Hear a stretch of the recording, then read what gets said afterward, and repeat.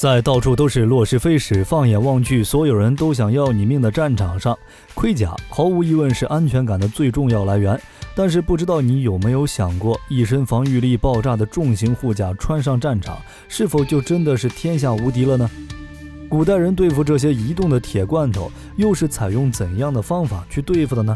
今天就让我们来聊聊冷兵器时代的那些叠甲的艺术，以及人们为了开罐到底费了多少功夫。说起战场上最有安全感的护甲，就不得不提板甲。板甲根据时代演变的不同，有着不同的特性。早期板甲较为轻薄，因此非常的灵活。部分型号的全身板甲甚至允许穿戴者能够翻滚跳跃。而后期的板甲随着科技的发展，特别是水段技术，可以说将板甲分成了两种，一种是水段的便宜又量产的板甲，虽然防护性能相对较低，但可成规模装备；另一种是高深工匠手工制造的板甲，需要用各种专用工具和各种零件，根据用户的身材量身定做，必须用卡尺一寸一寸从头到脚量过去，才能得出板甲的合适尺寸。造价昂贵，但是防护力也非常的强，可抵御大部分近战冷兵器、弓弩、箭矢，甚至是早期火器。然而，虽然板甲出道即巅峰，但是巅峰之后就该走下坡路了。随着火器技术、步兵战术及雇佣兵思潮的迅速发展和骑士阶层的消亡之后的板甲，慢慢从全身甲削减成了3/4身甲、半身甲、胸甲，最终在防弹材料护甲被大规模装备后退出了历史舞台。插板防弹衣上仍然能看到很多板甲的影子。很多时候板甲不会单独使用，例如为了防护保暖或装着舒适，通常会装着武装衣、锁子甲等内衬，或在板甲上外套软甲。板甲头盔的造型也很多样，有筒盔、全面盔、蛙嘴盔等多种形制。板甲能将重量分布到全身，因此相比全部重量集中在腹背的扎甲而言，能在相同的体能力下具有更厚的厚度。要说板甲还有什么附加值的话，那估计就只剩下炫富了。哪怕是在文艺复兴时的欧洲，华丽的板甲也是中高级贵族的专利，等级在骑士以上的贵族都有自己的封地，而且其装备完全由自己准备。在可以承受范围之内，军事贵族们是愿意花费巨资来打造一套家传板甲的，既可以用来加强自己上阵时的防护能力，又可以提升自己家族的勇武形象。这些盔甲一般因为身上各种石刻纹样以及雕花装饰的艺术价值，可以获得陈列在后世博物馆里供人瞻仰的殊荣。他们现在去博物馆看到的，其实也大部分都是这些护甲。同样，他们凭借华丽的造型，也俘获了不少创作者的心。比如《恶魔之魂》《黑暗之魂》系列及《阿尔登法环》中的不少防具都为板甲，但很显然，他们并不能抵挡宫崎老贼的恶意。当然了，各式重甲其实就像现代人投资一样，你投入的越多，到时候获得的回报就更丰厚。这个防护效果基本是直接跟个人财力挂钩的，所以在冷兵器时代的战场上，一身重甲全副武装还有一个效果，就是告诉你的敌人，嘿，看看这儿是父老，抓活的有赎金拿。很多时候会大大增加被战场上谋生计的人活捉的几率。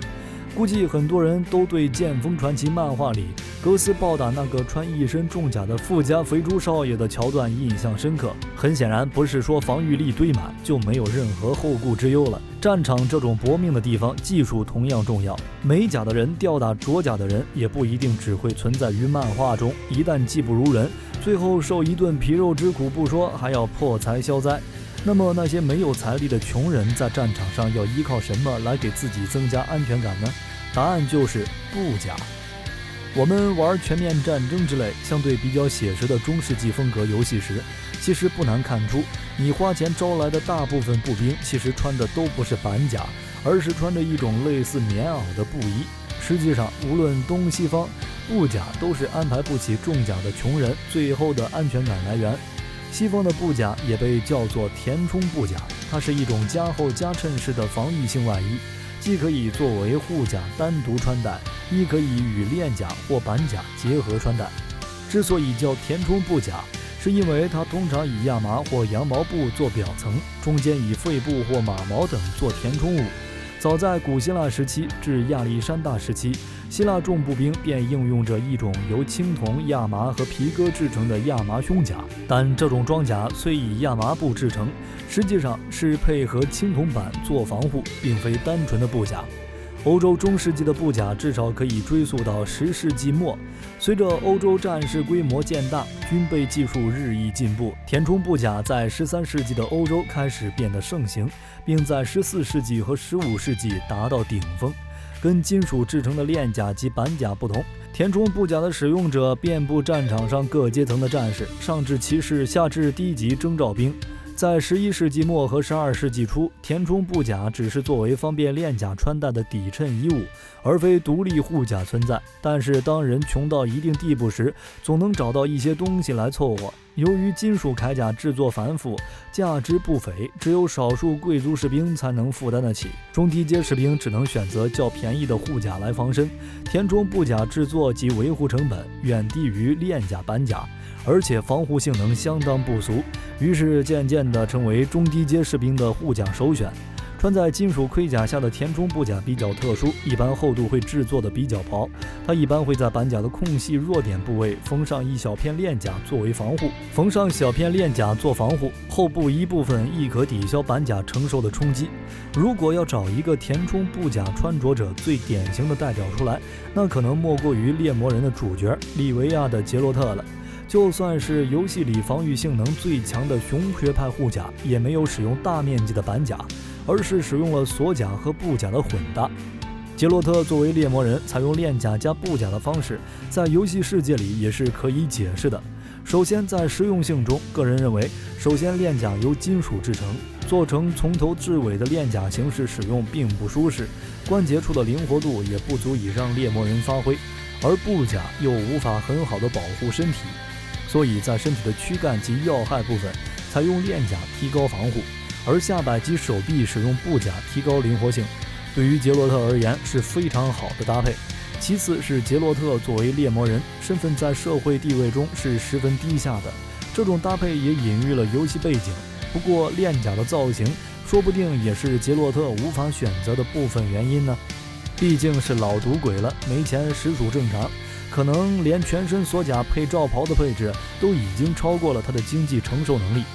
而东方最早的布制铠甲可能出现在唐代，大唐6典卷16魏魏宗正4中提到甲之制时有3，其中6曰白布甲，7曰布绢甲，8曰布背甲。白布甲、布绢甲、布背甲便是以纺织品制成的铠甲。根据南京中国服饰史学者黄强所言，相关布甲跟战场所用的铠甲不同，是专门用作军容礼仪的铠甲，便于礼仪演示使用。但同时也强调，布甲并不是表演用的道具铠甲，而是具有一定保护性能，既可作为武将平时穿着的军礼服，亦可作为皇家禁卫军礼服。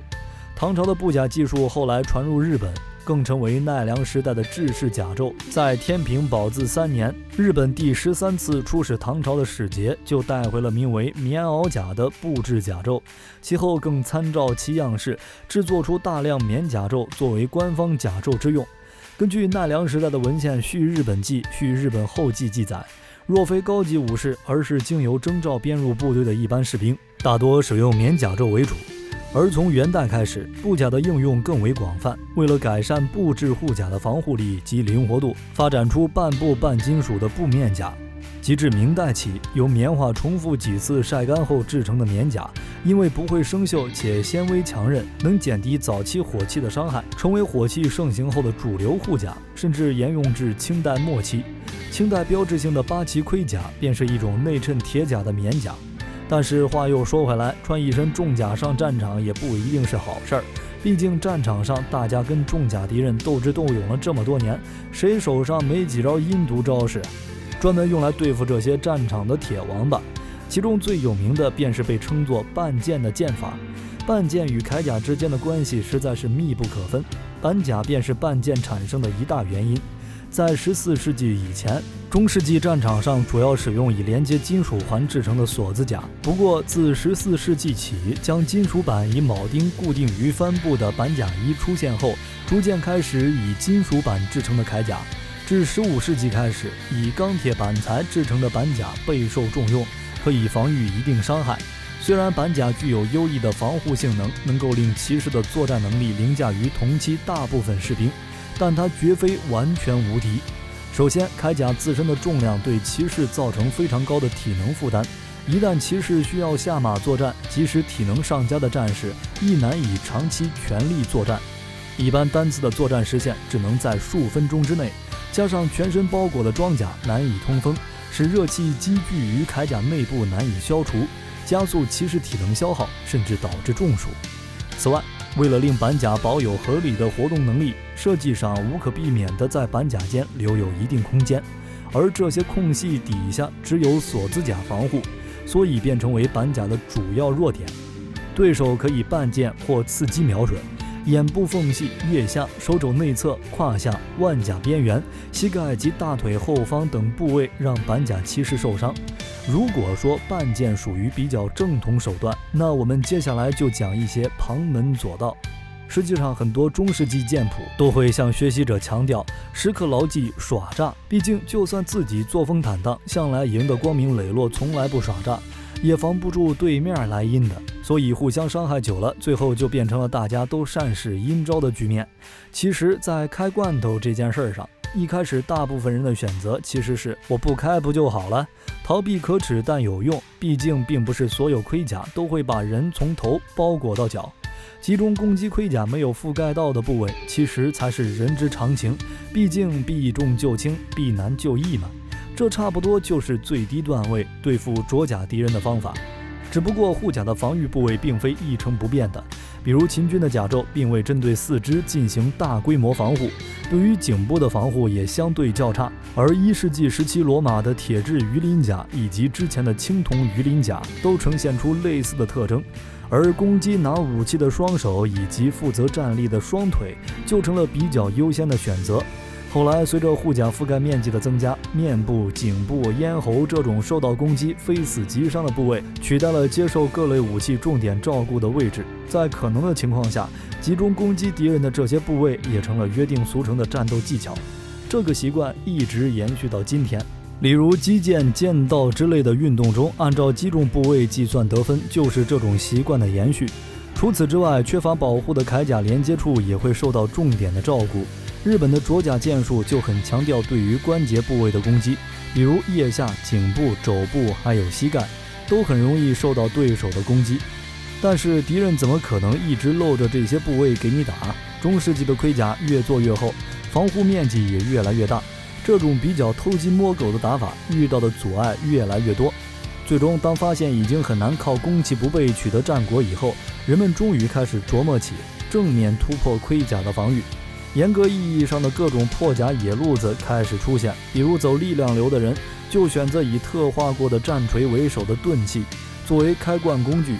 虽然战锤使用起来非常费力，但是贵在稀缺的真实伤害，就算打不破盔甲，也能隔山打牛，伤到盔甲保护下的肢体。只不过战锤作为正面拼杀的武器来说并不适合，所以作战时这些持锤大只佬会和其他兵种相互配合，以此来弥补其劣势，而发挥其破甲的特性。与力量派莽夫相对的就有技术流大佬，这些人使用的破甲方式相对更加讲究技术，当然这也只是相对而言。比如使用枪矛的步兵，有些人会挑开敌人的面甲、头盔，直接攻击头部，而中世纪的剑士则会使用前面提到的半剑式剑法，用一只手握住剑刃，把手里的剑当作一把短矛或者凿子来使用。当然，这么做牺牲了剑的攻击距离，不过打点更加精准，并且施加的力量也更大。必要的时候，直接双手握住剑刃，把剑反过来像棒球棍一样，对着敌人的脑袋狠狠 K 一下。此时剑手的配重就成了钝器，有些剑的护手也能刺入铠甲，毕竟盔甲的头盔一般内部空间都比较小，很难通过缓冲结构来减少外部动能所带来的冲击。即便是造型奇特的波形头盔、铜盔也是如此，在受到攻击时，即使头盔质量过硬，只会形成轻微的形变，但动能依然可能导致脑震荡甚至颅内出血。不止如此，如果一个身着板甲的骑士受到了刺伤之类的伤害，他必须接触锁子甲在内的装甲，才可以对伤口进行治疗，这可能要花上数分钟才能止血。有时候伤害过重时，这几分钟就有可能致命。抛开这些技巧性的方法不谈，各种针对重甲特化而来的破甲武器更是层出不穷，让战场的环境变得就算穿上一身无敌重甲，依然非常凶险。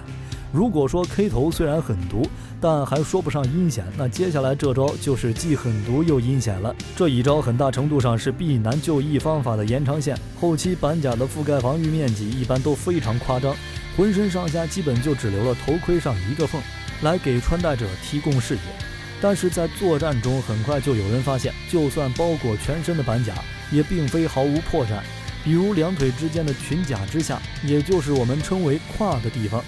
为了确保灵活性，尤其是不阻碍两腿的动作，很多盔甲这个部分做的都比较轻薄，有时候由裙甲提供防御，里面也只有一层内衬。也就是说，一些板甲的绝对领域其实是一个毫无防备的死角。于是很快就有人在跟敌人扭打时，拿着匕首朝敌人胯下挥去，一刀下去，可能一个家族就要因此断绝。不过可能也是因为这种破甲方法在战场上层出不穷的原因，当时的盔甲也很快做出了反应，增加了相应的防护设计。毕竟穿得起全身板甲的达官贵人，他们的小兄弟还要承担起传宗接代的重任，所以为了防止在战场上出现意外，他们发明了一种叫护阴甲的板甲部件，专门用来保护要害，免受击飞弹打之灾。